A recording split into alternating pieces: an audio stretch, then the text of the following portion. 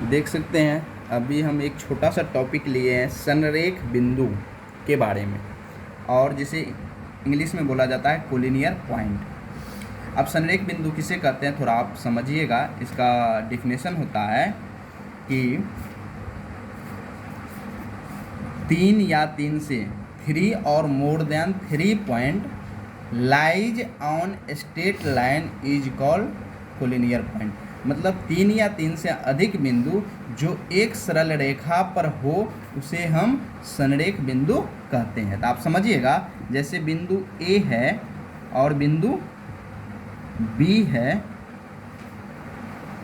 और बिंदु सी है, ये तीनों बिंदु से अगर सरल रेखा मतलब स्ट्रेट लाइन अगर पास कर रहा है, स्ट्रेट लाइन अगर पास कर रहा है, ये तीनों बिंदु से स्ट्रेट लाइन पास कर रहा है, इसका मतलब ये तीनों बिंदु को हम कोलिनियर मतलब संरेख बिंदु कह सकते हैं।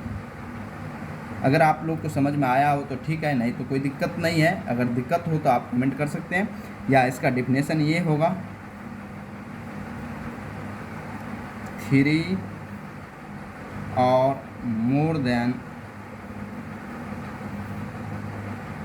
3 point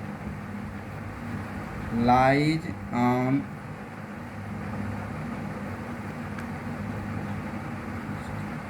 straight line is called collinear point. समझ सकते हैं। इसे हिंदी में कहा जाता है 3 या 3 से अधिक बिंदु जो एक सरल रेखा पर हो या उससे सरल रेखा पास करे पर हो, उस बिंदु को उस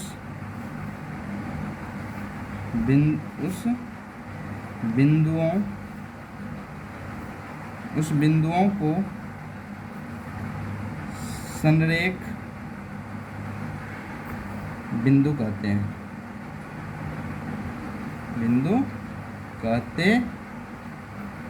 हैं।